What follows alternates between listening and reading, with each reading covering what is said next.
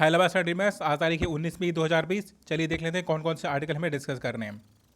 Article के discussion से पहले हम कार्टून को समझ लेते हैं कि कार्टून में क्या बात किया जा रहा है। कार्टून में ये हमारा दिहाड़ी मजदूर है, मीन ठेले पर काम करने वाला पर्सन है। अभी हमारी फाइनेंस मिनिस्टर की ओर देख रहा है कि आप मेरे लिए भी कुछ रिफॉर्म करोगी कि नहीं करोगी, ठीक। लेकिन अब जो हमारी फाइनेंस मिनिस्टर हैं इसकी तरफ देख भी नहीं रही हैं और अपने रिफॉर्म पर जुड़ी हुई हैं कि हमारे यहाँ फ्लाइटें चलेंगी कि नहीं चलेगी, हमारे यहाँ माइनिंग की इंडस्ट्री वर्क करेगी नहीं करेगी। ये केवल उसके व्हीकल को चलाने की कोशिश कर रही हैं। मीन एक ठेले वाले का धंधा चले न चले, लेकिन हमारा ये माइनिंग का, इलेक्ट्रिसिटी का और रिसर्च एंड डेवलपमेंट का कह रहे ये सारा धंधा चलना चाहिए, ये वाला चले या ना चले। ये पूरे इस पिक्चर में इसी पैराडॉक्स को दिखाया जाता है, ठीक है। आज द हिंदू में बहुत बेकार से आर्टिकल थे। आर्टिकल मीन कुछ भी एकदम नहीं था, काफ़ी रिपीटेटिव आर्टिकल थे या फिर बहुत ही बोगस, मीन एग्जाम के पॉइंट ऑफ व्यू से बिल्कुल इंपॉर्टेंट आर्टिकल नहीं थे। इसलिए हम कोई भी आर्टिकल इसमें से डिस्कस हम नहीं करेंगे, ठीक। अगर हम ब्रीफिंग कर दें कि आखिर बात क्या किया जाता है, बात वही रिपीटेटिव है कि स्टेट किस तरह से काम कर रहे हैं। और इस मालूम तो ये बताता है कि सुप्रीम कोर्ट एक विजुअल तरीके से कैसे कैसे काम करता है, ठीक है। अब ये इंटरनल पॉलिटिक्स उसमें डिस्कस करने लगते हैं कि कैसे को एक वकील जाएगा, कैसे एक जज डिसीजन देगा, इन्हीं के बारे में बात करेंगे। तो एग्ज़ाम के रेस्पेक्टिव में इंपॉर्टेंट नहीं है, ठीक है, क्योंकि यहाँ पर काफ़ी लिटरल नेम वगैरह यूज किया गया है, ठीक है। तो छोड़िए, तो जब इंपॉर्टेंट नहीं है तो इनमें से कोई आर्टिकल डिस्कस नहीं करते हैं। इसकी जगह हमारे पास इंडियन एक्सप्रेस में बहुत अच्छे आर्टिकल है, हम उसे डिस्कस कर लेते हैं। इंडियन एक्सप्रेस में आज के डेट पे हमारे पास जो पहला आर्टिकल है डिस्कस करने के लिए, वो है चीफ इकोनॉमिक्स एडवाइज़र हैं मीन JP मॉर्गन के, ठीक। वो चीफ हैं इकोनॉमिक्स के। अब वो इंडिया के रेस्पेक्टिव में बात क्या करते हैं कि पोस्ट कोविड-19 में इकोनॉमी किस तरह से रिफॉर्म किया जा सकता है, किस तरह से इकोनॉमी को वापस से पटरी पर लाया जा सकता है, उसी के टूल के बारे में बात करेंगे। इसमें बोलेंगे क्या, चीफ इकोनॉमिस्ट क्या कह रहे हैं, कहते हैं क्या है कि किसी भी इकोनॉमी को परफेक्ट करने के लिए कह रहे हमें दो टूल की आवश्यकता होती है। एक होती है मॉनेटरी पॉलिसी की और दूसरी होती है फिजिकल पॉलिसी की। कहते हैं कि इंडिया के रेस्पेक्टिव अगर हम देखें तो ये मॉनेटरी पॉलिसी उतना अच्छा काम नहीं करती है, क्योंकि यहाँ पर ट्रांसपेरेंसी नहीं है, यहाँ पर फॉर्मल सेक्टर का बोलबाला नहीं है। यहाँ पर है क्या, यहाँ पर इनफॉर्मल सेक्टर और सब कुछ पूरी तरह से ट्रांसपेरेंसी के साथ होता नहीं है। तो मॉनेटरी पॉलिसी उतना इफेक्टिव है भी नहीं, ठीक। तो सबसे ज़्यादा इफेक्टिव क्या होता है, फिजिकल पॉलिसी। अब मॉनेटरी पॉलिसी कौन बनाता है, वहाँ की सेंट्रल बैंक, मीन यहाँ पर इंडिया में कौन बनाएगा, RBI। फिजिकल पॉलिसी कौन बनाता है, वहाँ की गवर्नमेंट, मीन इंडिया में कौन बनाएगा, सेंट्रल गवर्नमेंट। अब फिजिकल पॉलिसी में होता क्या है, फिजिकल पॉलिसी में बेसिकली हम करते क्या है कि हम बजट को अनाउंस करते हैं कि हम किस प्रकार से टैक्स को हम कलेक्ट करेंगे, किस प्रकार से हम एक्सपेंस करेंगे, ठीक है। तो करंट और कैपिटल इन दोनों की बातें की जाती है, ठीक। अब राइटर यहाँ पे करेंगे क्या, कहते क्या है कि हमारे पास दो पार्ट होता है, एक होता है कैपिटल एक्सपेंडिचर, एक होता है रेवेन्यू एक्सपेंडिचर, ठीक है। तो इन्हीं के डिफरेंसेस को ही बोला जाता है फिजिकल डेफिसिट, ठीक। अब राइटर कहते हैं क्या है, जब फिजिकल पॉलिसी का जो सबसे इंपॉर्टेंट और सबसे ज़्यादा वैल्यूएबल चीज़ होती है वो होता है कि डिफिसिट को मैनेज करना, ठीक। कि हमारी जीडीपी कि हमारा डेप्ट जो जीडीपी रेशियो क्या होगा और हम कैसे, अगर जो डिफिसिट होगा तो हम उसको कैसे रिकवर करेंगे, ये उसी पर बात करनी होती है। जब राइटर कहते हैं कि जब फिजिकल पॉलिसी कोई गवर्नमेंट डिज़ाइन करती है तो उसके पास दो तरह के ऑप्शन निकल करके आते हैं। पहला वो कि वो रेवेन्यू के एक्सपेंडिचर को कम कर दें, ठीक। दूसरा वो कि अगर वो रेवेन्यू के एक्सपेंडिचर को अगर वो एज इट इज़ रखता है तो उसे बाहर से बोरोइंग करनी पड़ती है, और अगर बाहर से अगर बोरोइंग होगी तो होगा क्या कि फिजिकल डिफिसिट और भी ज़्यादा बढ़ता जाएगा, ठीक। अब वहाँ पे एक यहाँ पर कैलकुलेशन क्या देते हैं, ये कहते क्या हैं कि ठीक है अभी कोविड-19 का टाइम पीरियड है, आप रेवेन्यू के एक्सपेंडिचर को तो आप कम कर नहीं सकते हो, ठीक। आपको तो कंट्री के पर्सन के लिए इंडिविजुअल सेक्टर पर आपको पैसे तो खर्च करने ही होंगे। और जीडीपी डेप्ट टू जीडीपी रेशियो की यहाँ जो बात करते हैं, कहते हैं इंडिया का जो 60% था, ये उम्मीद जताते हैं कि 80% हो सकता है। मीन इंडिया के जीडीपी का 80% हिस्सा डेप्ट में जा सकता है, ठीक। राइटर यहाँ पर इसकी बात कह रहे हैं यूजुअली होना क्या चाहिए, कह रहे हैं यूजुअली 50 to 60% कह रहे हैं मोर देन इनफ होता है, लेकिन इंडिया का करंट में 70% जा चुका है और भी 80% तक जाएगा, ठीक। अभी उसी के रिफॉर्म की बात कर रहे हैं, कहते क्या है कि ठीक है अब अगर आपका फिजिकल डिफिसिट बढ़ता है तो कह रहे हैं ये फ्रूटफुल दो ही कंडीशन में होगा, अगर आपका ग्रोथ रेट बहुत अच्छा हो तो। अगर आप 10% की ग्रोथ रेट से अगर आप काम करते हो, ठीक है, जैसे अभी अभी यहाँ पर एक ग्राफ ही प्रेजेंट करते हैं, कहते हैं कि अगर आपका ग्रोथ रेट अगर 10% के रेस पर होता है तब तो ये जो आपका रेड वाला फंक्शन है ना, ये बहुत अच्छा काम करने वाला है। 87.1% के पर्सपेक्टिव में बात करते हैं। कहते हैं अगर आपका 8% है, 8% का ग्रोथ रेट होता है, तो कह रहे हैं आपका जो कर्व का ग्राफ होगा डेवलपमेंट का, वो इस तरह से नीचे गिर जाएगा। तो राइटर के अकॉर्डिंग हमें इकोनॉमी के रिफॉर्म्स करने के लिए इंडिविजुअल सेक्टर पर भी ध्यान ध्यान देना होगा, ठीक, और हमारी क्रेडिट रेटिंग पर भी ध्यान देना होगा कि जैसे हमारा इंपोर्ट हुआ, एक्सपोर्ट हुआ, कह रहे उसके लिए हम जो क्रेडिबिलिटी दिया करते थे, कह रहे जब तक हमारे फाइनेंशियल इंस्टीट्यूशन स्ट्रॉन्ग नहीं होंगे तब तक हमारी इकोनॉमी पूरी तरह से रिवाइव नहीं कर सकती है। तो हम चाहे जितनी बोरोइंग कर लें फिजिकल डिफिसिट के लिए, हम चाहे जितनी बोरोइंग कर लें, इनके अकॉर्डिंग हमें एक काम जरूर करना पड़ेगा, अपनी ग्रोथ रेट को मेंटेन करना होगा। कह रहे हैं कि इंडिया के सामने प्रॉब्लम है कि डिफिसिट को कैसे मेंटेन करें। कह रहे हैं इस पर फोकस ना करके आप डिफिसिट होने दो।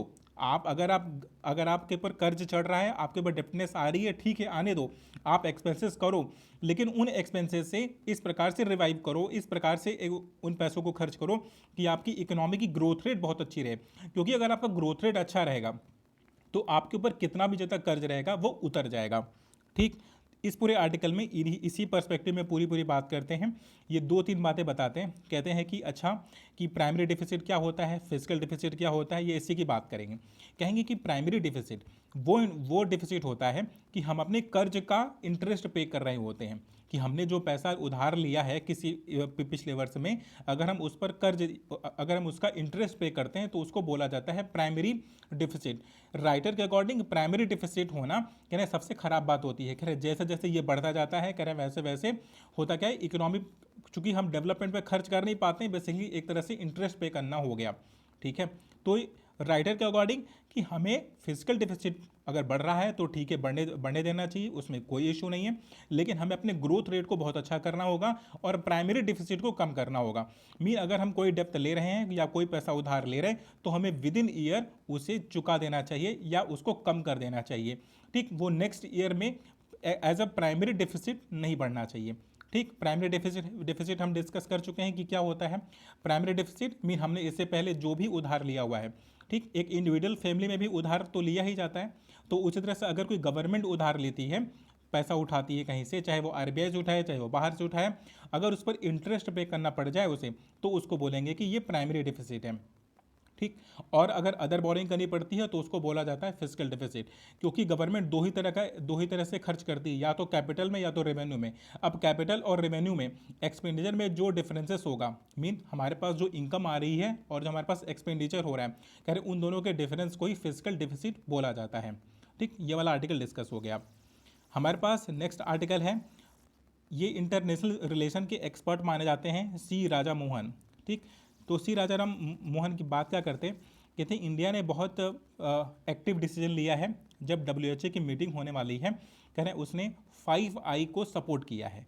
5I क्या है? 5I वो कंट्रीज़ हैं जो चाइना को इसमें घेरने में लगी हुई हैं। अब अगर हम इसे याद करने की कोशिश करें तो अमेरिका का पड़ोसी कंट्री है कनाडा। ठीक, तो 2 कंट्रीज़ तो ये हो गई, और फिर ऑस्ट्रेलिया के नेबर में क्या है? न्यूजीलैंड है। तो USA, Canada, New Zealand, Australia and India का सबसे बड़ा दुश्मन कौन था कॉलोनियल पीरियड में? यूके। ये 5 कंट्रीज़ कर क्या रही हैं? ये चाइना को घेरने की कोशिश कर रही हैं। ये डब्ल्यूएचओ से क्या कह रही हैं? कह रही हैं कि कोरोना वायरस एक लैब से निकला हुआ है, हमें उसके ओरिजिन को फाइंड आउट करने के लिए, हमें वहाँ पर इन्वेस्टिगेशन करने के लिए आप वुहान के लैब में जाने की परमिशन दे दो।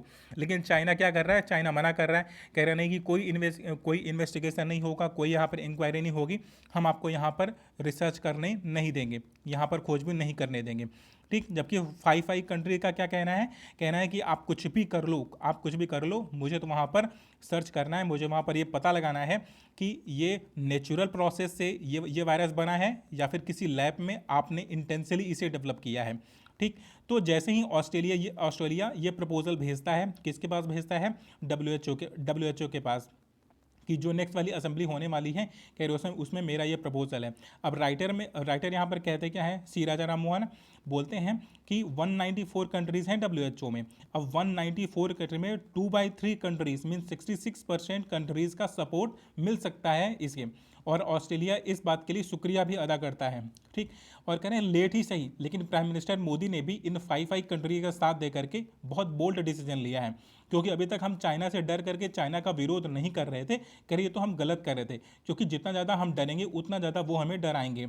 ठीक है, फिर इसमें कहते हैं कि ऑस्ट्रेलिया जो कि चाइना की इकोनॉमी पर ज़्यादा डिपेंडेंट है, चाइना पर बहुत ज़्यादा डिपेंडेंसी है, चाइना ने ऑस्ट्रेलिया को धमकाया भी था कि अगर आपने ऐसा कुछ किया तो हमारे यहाँ के जो सिटीजन हैं, कह रहे हैं वो इतने पेट्रियोटिक हैं, इतने देशभक्त हैं कि ऑस्ट्रेलिया में कोई भी प्रोडक्ट बना होगा वो उसे यूज़ ही नहीं करेंगे। ठीक है, तो ऑस्ट्रेलिया की पूरी पूरी इकोनॉमी ज़्यादातर एक्सपोर्ट चाइना में ही होता है, लेकिन स्टिल ऑस्ट्रेलिया माना नहीं। ऑस्ट्रेलिया बोला कि ठीक है, जो भी रिप्रकशन होगा हम देख लेंगे, लेकिन हमें तो पूरी ट्रांसपेरेंसी के साथ हमें इस पर इंक्वायरी चाहिए, हमें इस पर सर्च करना है। श्री राजा राम मोहन राय यही बात करते हैं, कहते हैं कि इससे पहले जितनी भी क्राइसिस हुई हैं, कह रहे हैं उसमें ये सबसे अलग है, क्योंकि इसमें किसी एक इंडिविजुअल कंट्री को टारगेट किया जा रहा है, ना कि किसी एक एक्सीडेंट के थ्रू ये वायरस पैदा हुआ है। ठीक, फिर हमारे पास नेक्स्ट आर्टिकल है डिस्कस करने के लिए, वो लेसन फ्रॉम द कच्छ। अब लेसन फ्रॉम द कच्छ क्या है, ये बात करते हैं पीएम मोदी के स्पीच में एक उन्होंने पॉइंट बोला क्या था कि जिस प्रकार से हमने कच्छ में 2001 में रिवाइव किया, कह रहे हैं उस तरह से पोस्ट कोविड-19 में भी हम इसका फ़ायदा उठाएंगे। स्टोरी थोड़ी सी दिलचस्प है कि ये उस समय की बात है जब पीएम मोदी चीफ मिनिस्टर नहीं हुआ करते थे। ठीक है, तो 2001 में आता क्या है कि रन ऑफ कच्छ में तूफान आ जाता है, बाढ़ आ जाता है, तो एक तरह से पाकिस्तान से लगा हुआ इलाका है यह कच्छ, तो पूरी तरह से एक रेगिस्तान बन गया था। ठीक, तो लोग पाकिस्तान और रेगिस्तान का नारा दिया करते थे इस रन ऑफ कच्छ में। लेकिन उस वक्त हुआ क्या था कि जो पीएम मोदी थे, इन्होंने इमेजिन किया, इन्होंने कल्पना किया, डाउन टू अर्थ पे जाकर के वहाँ पर काम किया, वहाँ पर एक एक ईंट से मकान बनवाने स्टार्ट किए, और कुछ ही वर्ष के पश्चात जब वो चीफ मिनिस्टर बन जाते हैं तो बहुत ही तेज़ी से वहाँ पर स्कूल बनाते हैं, इंफ्रास्ट्रक्चर डेवलप करते हैं, और फिर वहाँ से होने क्या लगता है, वहाँ से मैंगोज वगैरह एक्सपोर्ट होने लगते हैं। मीन एक ऐसा प्लेस जहाँ पर कुछ भी पैदा नहीं हो सकता था, जहाँ पर कोई रहना नहीं चाहता था, कह रहे हैं उसको एक एक्सपोर्टिंग जोन के रूप में कन्वर्ट कर देना, कह रहे हैं ये पीएम मोदी की एक बहुत बड़ी खासियत थी। ये हुआ कहाँ था, ये गुजरात में हुआ था। तो राइटर यहाँ पे कहते क्या है कि पीएम मोदी का इस तरह से रेफरेंस देना कि जिस प्रकार से उन्होंने कच्छ को रिवाइव किया था, कह रहे हैं उसी तरह से पोस्ट कोविड-19 को भी कह रहे हैं एक अवसर के रूप में देख रहे हैं, एक अपॉर्चुनिटी के रूप में देख रहे हैं। तो कह रहे हैं ये तो देखने वाली बात होगी कि ये इंडिया में किस प्रकार के चेंजेस करते हैं कि इंडिया वापस से एक मैन्युफैक्चरिंग हब के रूप में बन करके आ जाए। क्योंकि इंडिया की प्रॉब्लम क्या रही है कि इंडिया एक्सपोर्ट कम करता है, इम्पोर्ट ज़्यादा करता है, तो इसकी वजह से डॉलर होता है इंडिया से बाहर जाता है, इंडिया में आता नहीं है। ठीक, और इस बार पीएम मोदी ने क्या बोला है कि हमें आत्मनिर्भर बनना है, मीन हम जो देश में बने हुए प्रोडक्ट होंगे हम उन्हें यूज़ करेंगे। ठीक है, तो उसी के रिगार्डिंग बात करते हैं। तो पूरे आर्टिकल में यही है कि जिस प्रकार से हमने रन ऑफ कच्छ को रिवाइव किया, कह रहे हैं उस प्रकार से हम इसे भी रिवाइव कर लेंगे। हमारे पास अब एडिटोरियल पेजेस हैं कुछ इंडियन एक्सप्रेस के, हम उसे भी डिस्कस कर लेते हैं। इसमें ये जो पहला वाला आर्टिकल है डिस्कस करने के लिए, 10 आइलैंड सेंटिनल्स की बात करते हैं। ये चूँकि एक विरोधी दल है, कपिल सिब्बल एक क्या है, एक एडवोकेट हैं, इनका भी आर्टिकल और इसके पहले वाले ये दोनों भी वकील ही हैं, ये दोनों ही। तो ये लोग क्या हैं कि अपोजिशन पार्टी के लोग हैं। तो अपोजिशन पार्टी के लोग करते क्या हैं, बेसिकली जो भी इकोनॉमी के रिफॉर्म्स लिए गए हैं अब वो उस पर क्या करेंगे, कटाक्ष करेंगे, उसका विरोध करेंगे। ठीक है, अब ये कहते हैं कि जुडिशरी को आगे आना चाहिए। कह रहे हैं जिस प्रकार से पैसे खर्च किए जा रहे हैं ना, कह रहे हैं जब ऑलरेडी नेशनल डिजास्टर फंड में ऑलरेडी एक पूरा सिस्टम बना हुआ है कि कोई भी अगर कोई डिजास्टर आता है तो नेशनल डिजास्टर फंड में वो पैसे डाल सकता है, तो पीएम मोदी को ये पीएम केयर फंड बनाने की क्या ज़रूरत थी। ठीक है, फर्स्ट थिंग। फिर सेकंड थिंग की बात क्या करते हैं, कहते हैं कि जब भी हमारा नेशनल डिजास्टर मैनेजमेंट एक्ट 2005 के तहत अगर पैसे खर्च होने होते हैं तो वहाँ एक कमेटी पैसा खर्च करती है। लेकिन अभी क्या हो रहा है कि अभी तो न पार्लियामेंट प्रॉपर तरीके से फंक्शन कर रहा है, ठीक है, बट पीएम मोदी केवल इंडिविजुअल डिसीजन के दम पर, केवल अपने एडवाइजरी के दम पर, अपने सहयोगियों के दम पर इस प्रकार के डिसीजंस लिए जा रहे हैं। तो मीन ये तो लॉ के अगेंस्ट में है। कपिल सिब्बल क्या कहते हैं, यहाँ पर अभी सुप्रीम कोर्ट को इंटरफेयर करना चाहिए कि ये अगेंस्ट डेमोक्रेसी यहाँ पर काम हो रहा है। फिर हमारे पास नेक्स्ट आर्टिकल है डिस्कस करने के लिए, अनकेयरिंग द स्टेट्स। अब यहाँ स्टेट्स की बात कर रहे हैं, कह रहे हैं कि ये फंडा, इससे पहले द हिंदू में आर्टिकल निकला था उसे हम डिस्कस कर चुके थे। इसमें पूरे आर्टिकल में बताती क्या है, ये कहती हैं कि एक लेबर का फंडामेंटल राइट यहाँ पर वायलेट हो रहा है। 1991D का भी वायलेशन हो रहा है, आर्टिकल 23 का भी वायलेशन हो रहा है। कि एक लेबर को उसे अपने घर जाने नहीं दिया जा रहा, उससे फोर्सफुली काम करवाया जा रहा है, उसे उससे मूव नहीं करने दिया जा रहा है और उसके वर्किंग कंडीशन को और भी ज़्यादा वर्स टू वर्स किया जा रहा है। ठीक, तो ये आर्टिकल कौन कौन से आर्टिकल यहाँ पर इंक्लूड हो जा रहे हैं? 19(1)(d) इंक्लूड हो रहा है, आर्टिकल 23 इंक्लूड हो रहा है, आर्टिकल 42, आर्टिकल 41, आर्टिकल 43 कह रहे हैं ये सारे आर्टिकल का यहाँ पर वायलेशन हो रहा है जैसे जैसे हम लेबर रिफॉर्म करते जा रहे हैं। ठीक, तो आज के लिए जितने भी रिलेवेंट आर्टिकल थे वो सारे आर्टिकल हम डिस्कस कर चुके हैं। Thank you so much for watching the video.